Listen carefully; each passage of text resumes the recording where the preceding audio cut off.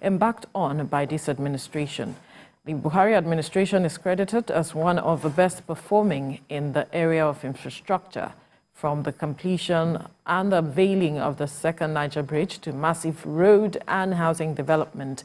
Many say history will be kind to the Buhari administration in this regard. The man spearheading these projects, Minister of Works and Housing, Babatunde Fashola, says for these reasons, Nigerians will reward the APC with massive votes in the presidential election.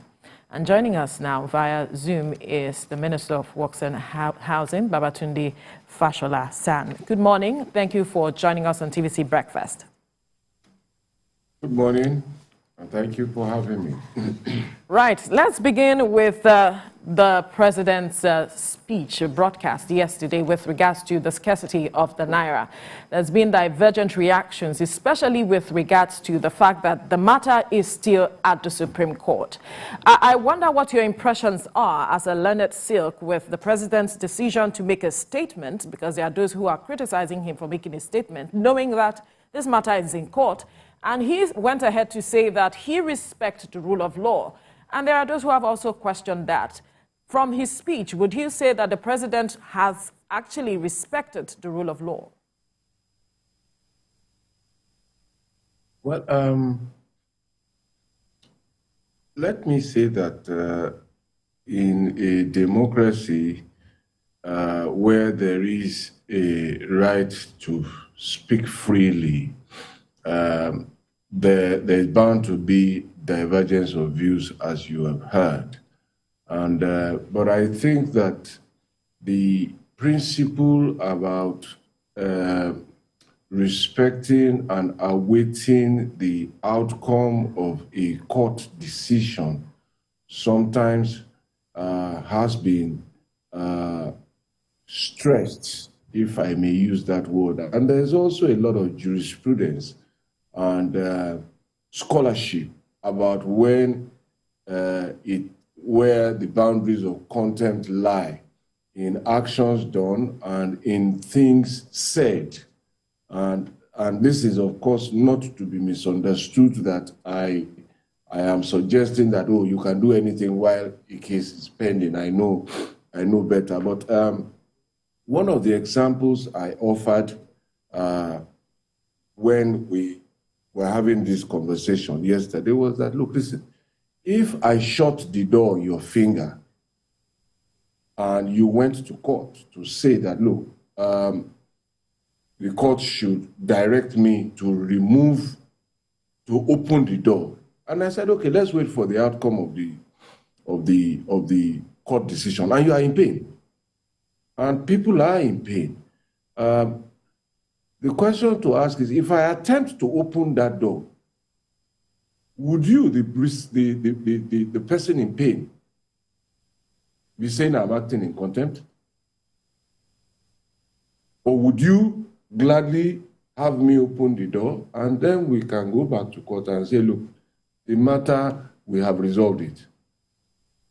There's another angle. Interventions the president sought to make were interventions in response to the very palpable pain.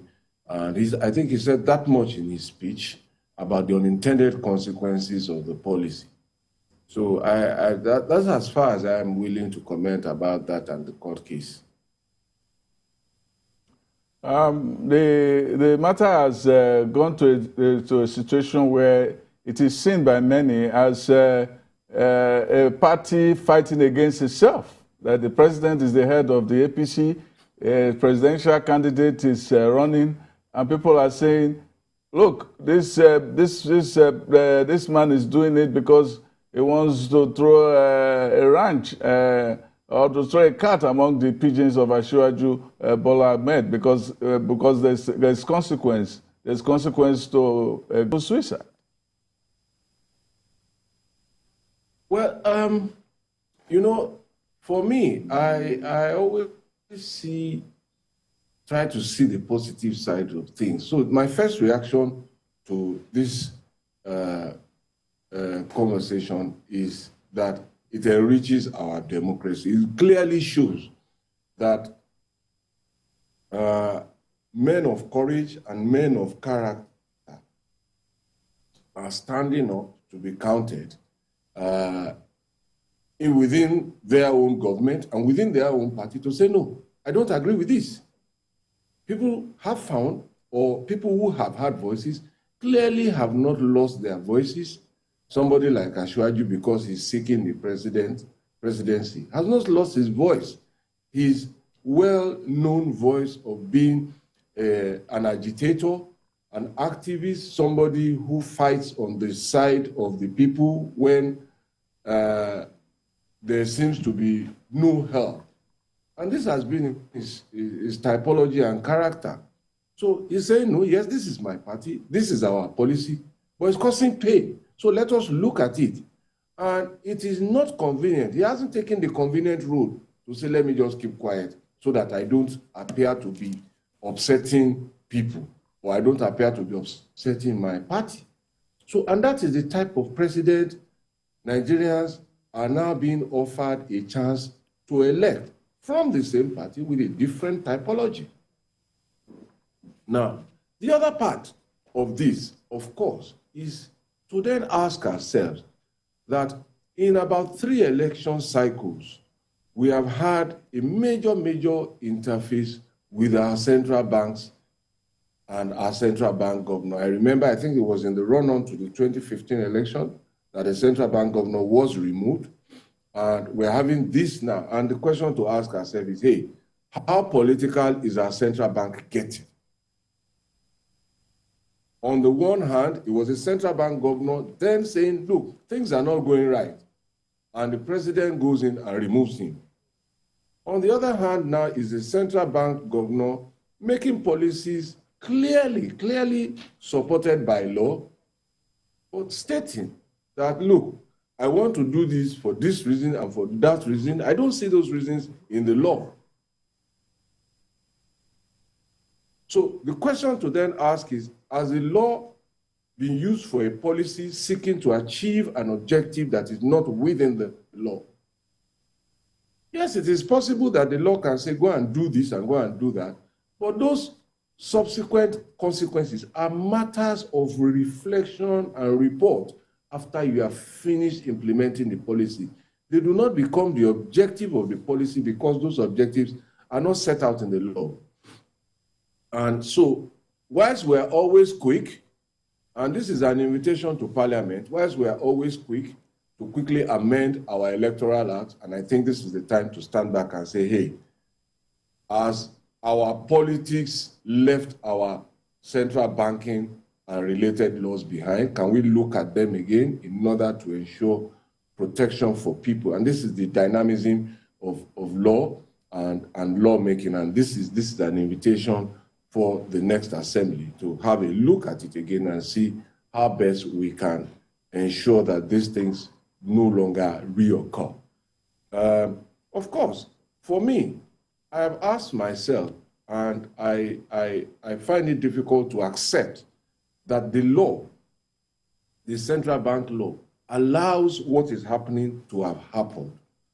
Because what has happened essentially has been a mop-up of currency. And it seems to me that the Central Bank Act does not intend or contemplate a mop-up of currency. It actually contemplates, in my view, a swap of notes. So when you declare, for example, that a particular denomination of currency is going to be taken out of circulation, the law, if you look at it, it uses the word replace at face value. So it means that every time I bring 100 Naira, if you say that is the one you want to change, you must give me a new 100 Naira back. You can't say I should bring all the money. Well, I didn't use those words. You can interpret them. I'm just saying that it's not supported, doesn't seem to be supported by the law. And clearly, to some extent, the policy as announced by the central bank was with the intent to change, I think, the 500, if I recall, the 200 and the 1,000. It said nothing at all about the 1,000 Naira note. So I would have assumed that if there was some difficulty with implementing those policies as contemplated by the law, perhaps the middle ground would have been to double down on the supply of the 100 Naira notes that were clearly not affected by the policy as I recall them to have been stated. And perhaps that would have been a mitigant. So instead of me having one 500 Naira note, for example, I would be happy to have 5 100 Naira. What it contemplates is not a mop-up of currency, but a replacement of face value as I bring them in. And perhaps that is why some commentators on this matter have said, oh, this thing is different from the way they do it in Europe, or this thing is different from the way they do it in America. And I suspect that if you make comparisons of the Banking Act in England and the equivalent in the US, you might find similarity with our Section 23, and perhaps in interpreting our Section 23, the CBN may have overreached itself and gone beyond what the law intended. Because don't forget, I think that it was either Central Bank Governor Lamido, Sanusi, or Soludo. We changed notes not quite some 15 or so years ago, and it didn't cause this much pain. So something has gone wrong somewhere, and I think that this will be a very, very steep learning curve for Nigeria. But my biggest fear is the consequence on the banking institution as a whole in Nigeria post this exercise. That's my biggest fear.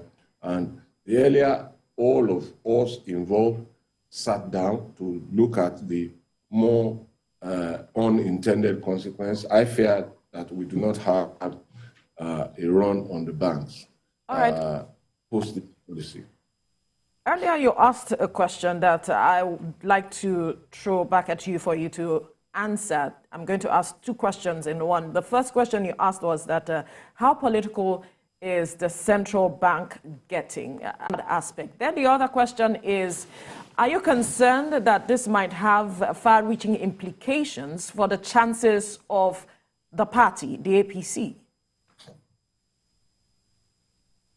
Well, to the first question, the point I was making was that a single occurrence is an isolated event, but when it becomes twice, that in the run-on to an election, we're having central banks or central bank governors being in the eye of the storm, perhaps it is time to understand that our politics is probably getting to areas that it was not intended to get to, and all of us must step back as public servants and leaders to say, hey, what do we need to do in order to ensure that this is mitigated or really doesn't happen again? Those were my thoughts. It is, excuse me, it is in the realm of politics and elections that certain policies will have much more impact on how voters perceive or do not perceive candidates and parties. And in some elections, no matter how powerful the party may be, candidates may choose, voters may choose to go with the candidates, not the parties. We have seen a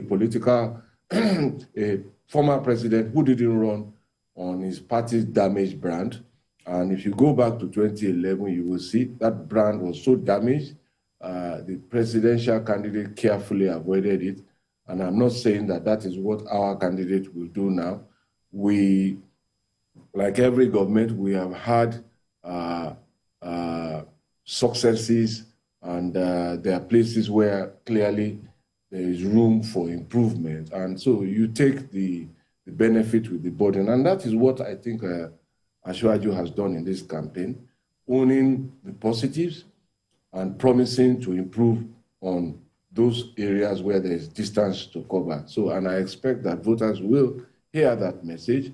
And, you know, when you look at the opposition itself, do they want to go back to those very horrible days? And I was at an event where we were talking about security, and I said, look, the very first place to start to discuss security and to think which choice you want to make is to remember that the Attorney General of any country, any society, is his chief law officer. He has answered the question, what security can they then be offering you? In any event, you find that in 2014, when the Chibok girls were kidnapped, the position of the main opposition was to say it didn't happen, that it was a lie. It was the Buhari administration, the APC government, that has helped to recover at least almost 200, 100 and something. I don't have the data off my head. We haven't solved all of that problem, but we recovered them. And that is a stark choice between a party that said it didn't happen and the party that said, no, it happened, and starts to bring them home. It is a stark choice between us that in 2010, from 2010 to 2014, right, no public event, May Day rally, Independence Day parade, and all of those things, none held at Eagle Square. They were holding in the courtyard of the villa out of fear. So if the person who was supposed to look after us was afraid to come out, and all of that has been reversed, President Buhari has been, the APC has been out at May Day, Armed Forces Remembrance Day. Those are stark differences between us. The problems we met on security, high-level terrorism, have been confronted, they have been decimated, degraded, if not totally resolved. But new ones have emerged. And again, so with that attitude, you make your choice. Somebody who denies the problem or somebody who is actively engaged in solving infrastructure. I keep reminding people, we didn't campaign on infrastructure, we campaigned on the economy. And tell me what economy anybody can run without infrastructure. Broken ports, broken roads, broken bridges, no rail, no broadband of any reliability at the time. So we can't have this conversation I'm having with you without infrastructure. So this party, this government has spent its time and its limited resources building the backbone on which an economy can properly be built. Airports, seaports, supporting the conclusion of local production of refined products by investing in the Dangote refinery, building the Ajaokuta, Kaduna, Kano pipeline, expanding the road network, completed, but they didn't fund in spite of the high petrodollars at the time.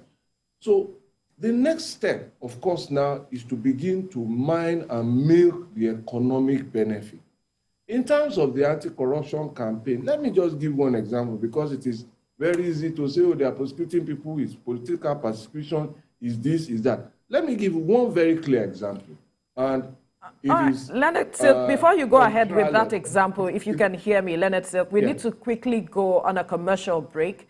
When we return, we'll continue this conversation.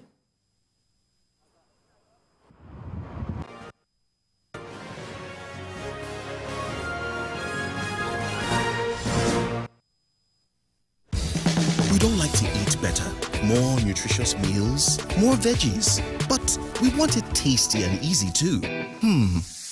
Knorr Cubes, that's the secret. Made with real ingredients like chicken, parsley, and garlic, and enriched with iron, so your meals are better for you and more delicious too. That's the cocoa. Let's give it some accolades. Change your world by changing what's on your plate. Hey, Charles. It's so hot, Auntie. You'll get used to it. Yes! What's the big deal? It's just a cereal. Just a cereal? You are talking about something that has helped thousands of Niger farmers provide for their families for decades. This cereal, we have enjoyed it for so long. It's part of our history. Is that you? And it's packed with the energy and nutrition that I know my family needs every day. That's why Golden Morn is so special to us. You get it? Keep enjoying Nigeria's favorite breakfast cereal fortified with Grain Smart, a special combination of iron and vitamins to help. Never.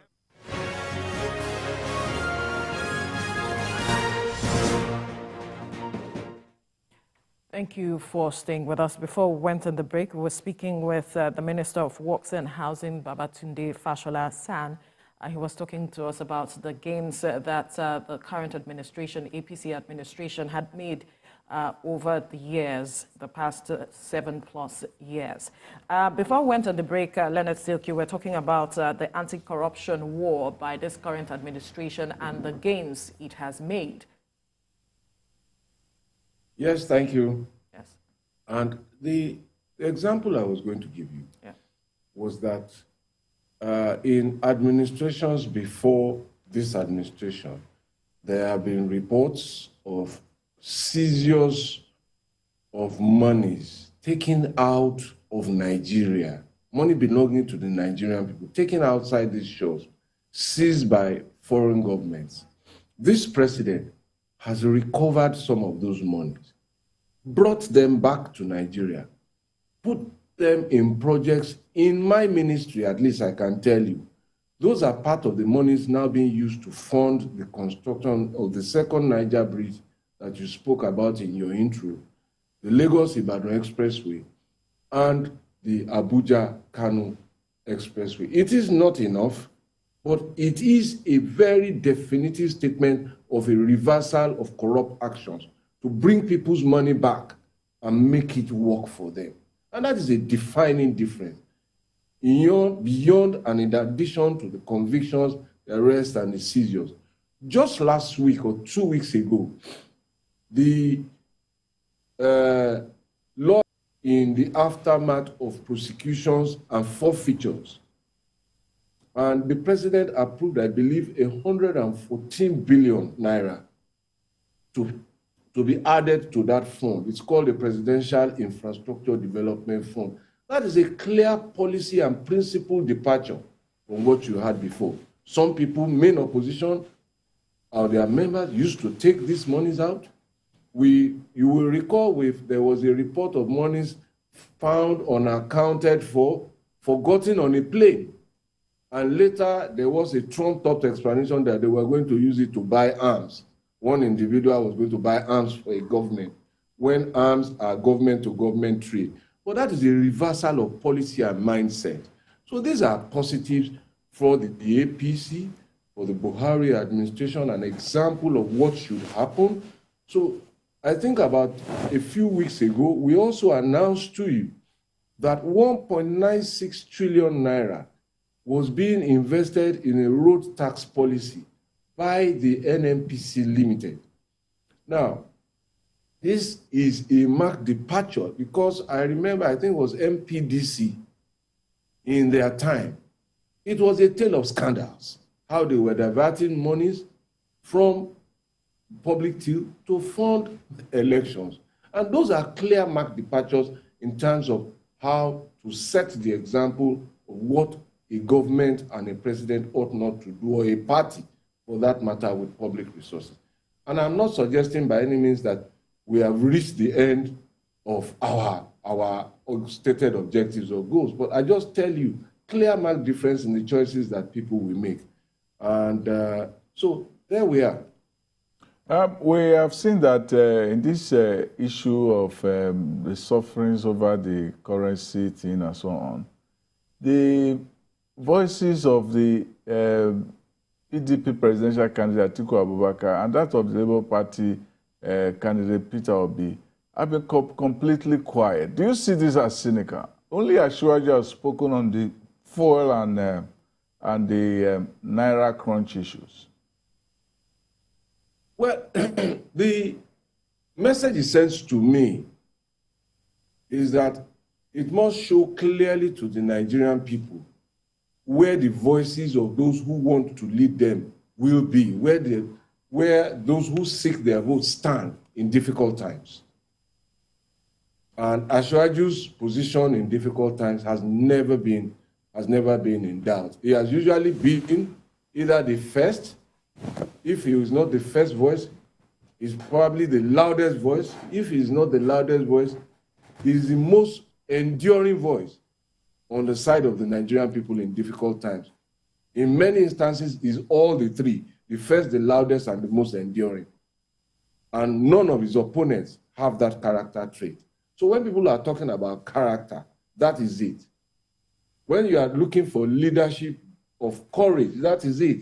Where does he stand in difficult times? He stands in difficult places, never afraid to do that. Never has been.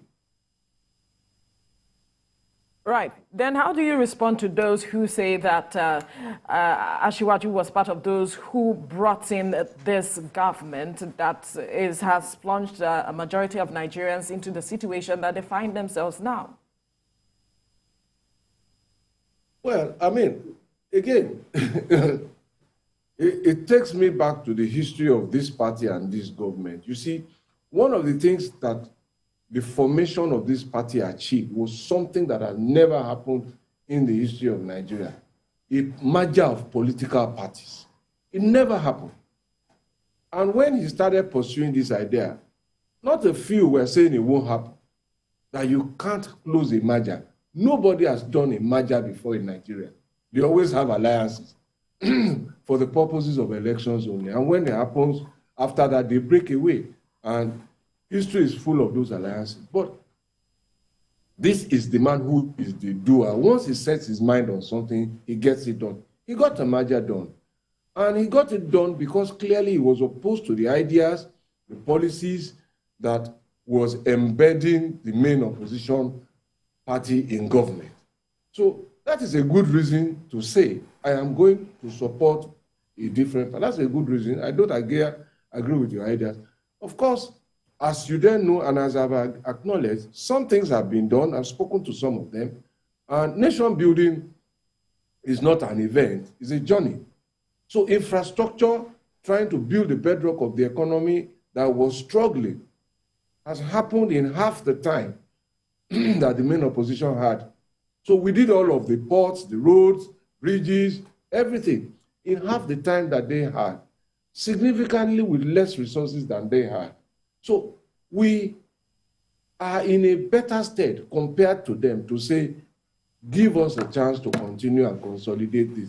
Because sometimes before pleasure comes, there is some pain and inconvenience. And I know that at the end of the day, when this economy starts to fire on all its cylinders, because the fundamentals are now in place, you will have a better experience.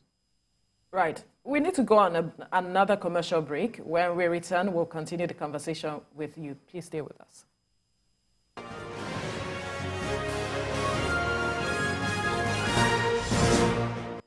Hey, Charles. It's so hot, Auntie. You'll get used to it. Yay! What's the big deal? It's just a cereal. Just a cereal? You are talking about something that has helped thousands of Niger farmers provide for their families for decades. This cereal, we have enjoyed it for so long. It's part of our history. Is that you?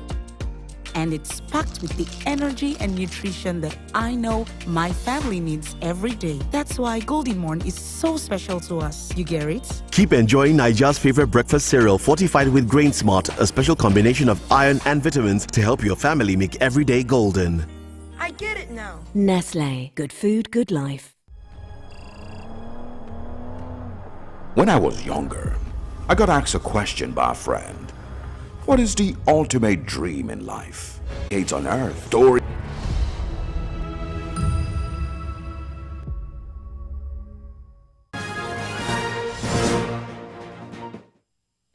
Thank you for staying with us. Before we went on the break, we were speaking with the Minister of Works and Housing, Babatunde Raji Fashola San, and he was talking to us about the gains the APC government has made over the years and how the APC presidential candidate might be building on that to reposition the country. Now, you have spoken to the gains, the developments that President Buhari administration has brought. And though there are some persons who have criticized some of the things that Buhari have brought on board beyond infrastructure, they are wondering what your presidential candidate will be doing differently to reposition Nigeria as it stands. Because he has often said that he is going to build on the legacies of President Muhammadu Buhari's administration. Go through the constitution, the manifesto of the candidate for the campaign. You will see clearly a commitment to double on GDP And this is in acknowledgement of the gains that have been made in consistent quarterly growth and an understanding that that growth needs to double in order to begin to impact people on a much more significant basis. So that's taking it from where we will be living it and running with it to improve upon it. And that is the way enterprises are managed. You acknowledge what has been done and you add value to it. In the way that I have acknowledged, for example, that some programs were started by the main opposition, but they didn't finish them for reasons of lack of focus, and we took them and ran with them. So you will see that again, and people must understand that that is how governments work and that is how they should work. In the area of security, for example, he has acknowledged what has been done and he has promised to improve on it. But more importantly, he has said there's a portion that he talks about winning the hearts of people in his security plan.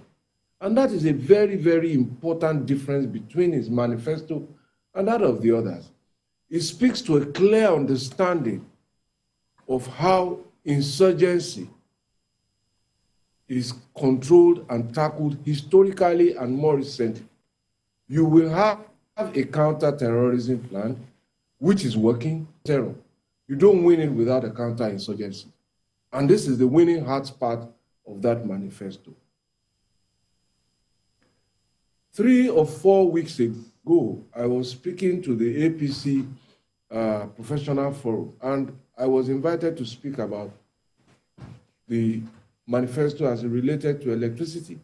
And I was telling people that one thing that this administration has done, ununderstood or unseen or unappreciated, is that this administration wrote a policy that created micro and mini grids.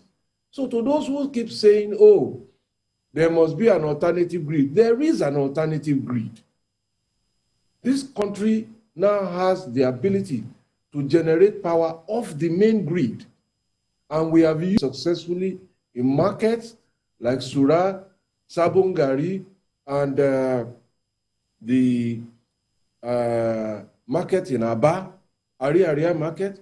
We've used it to power 11 universities. We've used it for certain projects. What Nigeria needs now is to double down on that. And his manifesto clearly has a plan for it, so that people are not tied to the grid. And there are other areas that, so this is what is coming in his manifesto. And as I was saying earlier, this is somebody that has stood with the people, that is not afraid to take a principled and different position. I remember late President Yar'Adua used to tell me that, look, you know, when I was squeezed by the federal government, I ran out of court. People don't know or don't remember that when he was governor of Lagos and challenged the federal government on the local government case, it was not only Lagos that went to court. I believe Ebonyi went with us. I know Katsina went. I believe Niger went. And I think Nasarawa was with us. But when the federal government knuckled down, seized the revenues they couldn't pay, they all ran out of court. So President Yar'Adua used to joke, God bless his memory, look, BRF, when they squeezed me, I couldn't pay, so I ran out of court. But Shaju doesn't run. He fought to the end with the pain. I was there. So that's the kind of principled leadership in difficult times that Nigerians will be electing with their votes. And people who know him know that he hasn't stood with them only when it is convenient, when every 4-year election, like his main opponent. He has stood with them when he wasn't running for office. He has criticized his own party, criticized his own government, even before now, but has maintained his clear support for the Buhari administration. It is not being disagreeable. It is just expressing an independence of opinion and a clarity of thought. And that's the kind of quality you want in a leader. Well, when Asiwaju turned 60, you wrote an essay, Asiwaju as a logistician. Logistician. Logistician, yes. And It came to my mind again when Soludo went to the federal government to complain that 40% of Anambra was now taken over by Gully and so on and so forth. And it made me think about the similar situation in Lagos with the Babbage, where there was a problem with the Babbage and maybe what we know as Island today. Of the idea of how that acumen was used to build what we now know as Eko Atlantic and save Ikoyi and Victoria Island from being submerged. In fact, I remember then that what used to happen was that almost every year, the federal government used to pump sand, and the sea would just come and take it away. And the provisions in the budget of the federal government then annually was about 4 billion naira. And that was by the main opposition. And Ashaju used to tell us then that this is money that they were using for elections. That the sand, how do you audit the sand? That let's look for a permanent solution. But every time we wrote to Obasanjo, then as the president, to hand over the beach, there would be a problem. And I was his chief of staff, so I was involved in drafting those letters. I would say, no, let's do it this way again. We will send another letter. Until one day, a letter came from the President Obasanjo and said, I hand over, go and do it. And that is how we started the story. Before then, the Victoria Island used to flood up to NTA, up to the Nigerian Law School, for those who remember. That has not happened in quite some time, except for one unusual flood, I think happened a year after I went out of office. I don't remember. But what essentially is protected that shoreline. And this is the method of the man, is sure-footedness and resoluteness, really is the word. Now, as logistician, I remember when I joined government in 2002, it was the run-up to 2003 election. And there was a major problem with voters' registration. And he said, no, INEC will not disenfranchise Lagos voters. And that was where the logistician side of him came to me. And he said, no, Chief of Staff, you can't go home. People can't vote. It's our job to ensure that they vote. If INEC is not doing it, we will do it for them.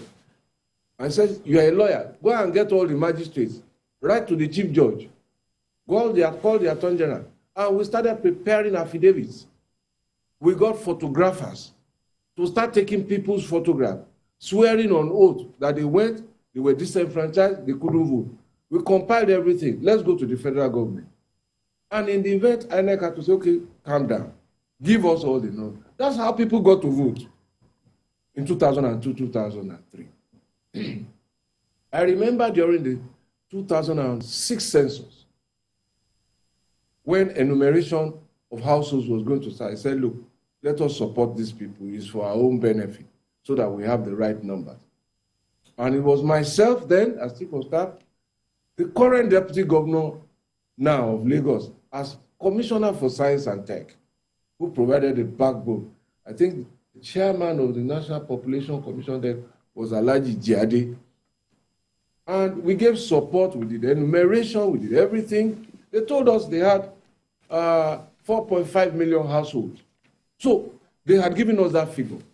Now, what is the population? They now said Lagos was 9 million. I said, no, that doesn't make sense to me. If you have 4.5 million households, a household is a family. It means that there are only two people in Lagos said we are going to come. We initiated the challenge. I sustained it. And by the time we finished, when I finished as governor, out of 20 local governments, I think the Census Tribunal invalidated the results of that census in 11 local governments. And so from get-go, he had told us, don't rely on that 9 million to plan for Lagos. You will always fall short. And we used those household figures, extrapolated to a minimum of 4 people per household, and set the base of a population to work for at 16 million. So when people say Lagos works, it's the mindset and the approach to it. So if we had accepted those 9 million figures, we'll be planning water for 9 million people, refuse management with 9 million in mind, revenue generations with 9 million in mind, schools and roads and transport facilities with 9 million, we will continuously come short. So this is the kind of mindset, and this is my experience. Nobody told me this. I was inside. I saw this.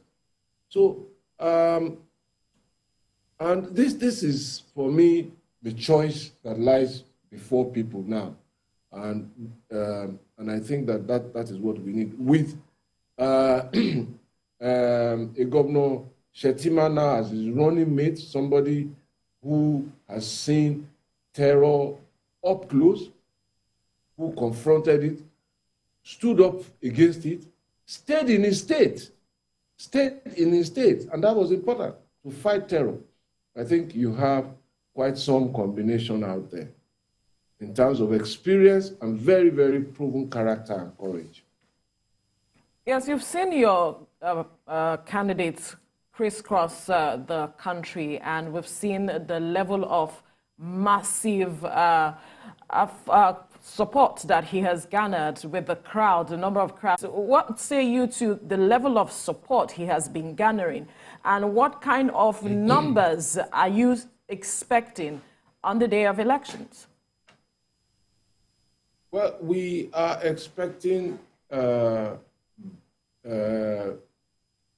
very positive voter turnout in spite of the challenges. People are excited about these elections, and we hope that the excitement stays till election days.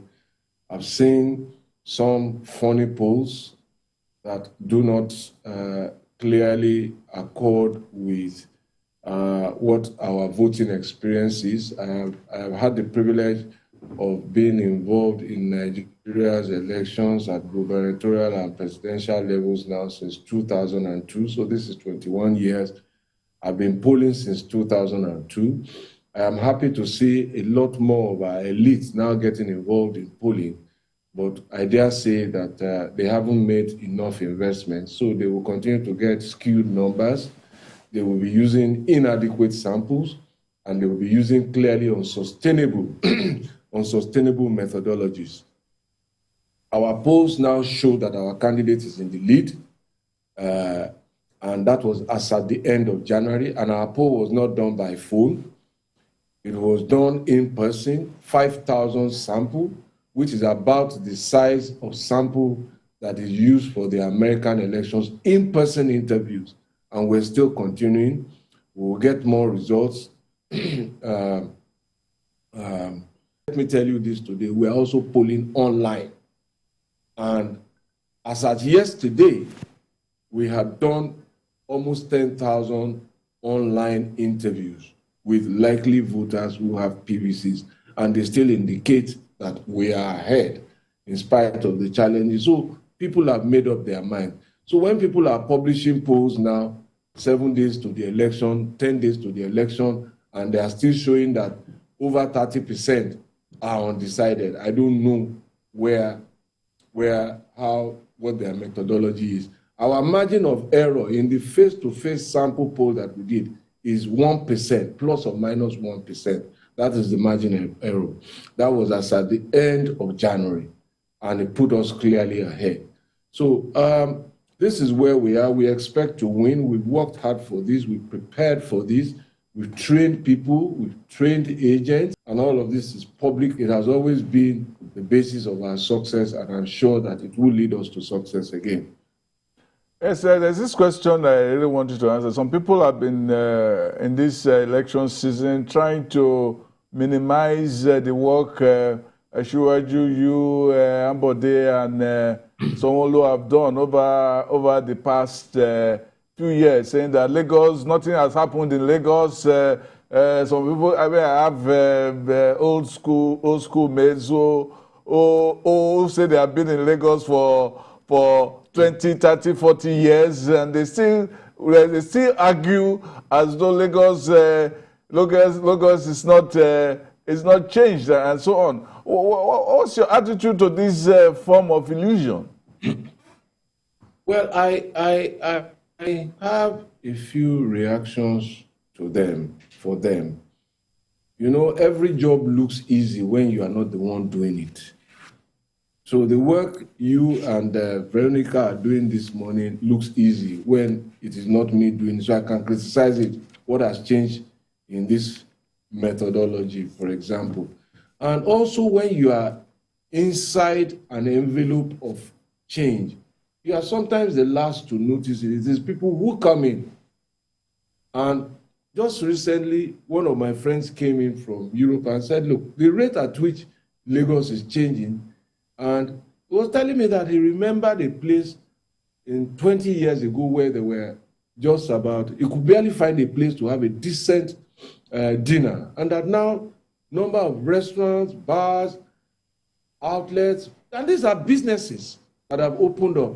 There was a time when I think that it was during my time as governor, we were scrambling for hotels. And we were sitting on the coastline. We couldn't release our tourist energy. That has changed. You now have a city-state, the first perhaps in history, to build a rail line on his own balance sheet. Because I hear people say, no, that train project started in 2010. Why is it taking so long to finish? I recall that the intracity rail line in Washington, D.C. started during the time of President Obama. As of June or September 2022, when I visited D.C., they haven't finished with the support of the federal government. And what Lagos is doing has no federal government component. So people don't understand how difficult these things can be at sometimes. And sometimes they're enveloped by the change and is not so manifest to them. All right. I remember what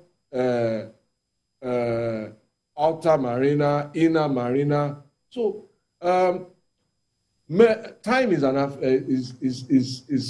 something that numbs bad memories. All right. And so if they don't see change, I'm sure that others do. All right. And that's a fine place in any event, to leave the conversation. In any event, where is the place that the other candidates all run to? I wonder. We have to leave the conversation. I made that point too.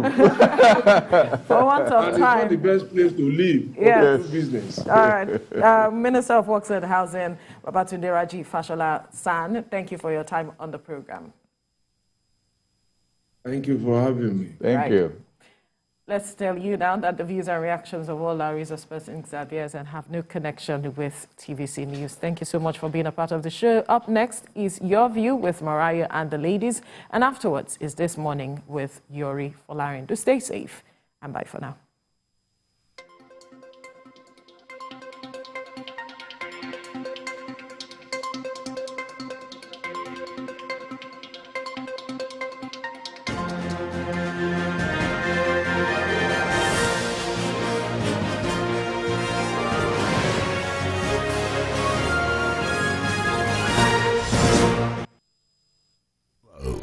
Live streaming of your favorite programs delivered directly to you. Watch anytime from anywhere on your mobile or smart devices. Download the TVC News app today. Available on Google Play and Apple Store.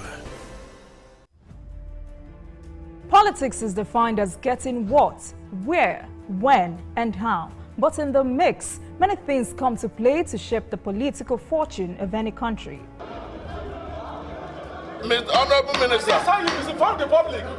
From the political actors to the electorate, campaign to voting, from debates to policy decisions, big events happen to engage us in constant conversation.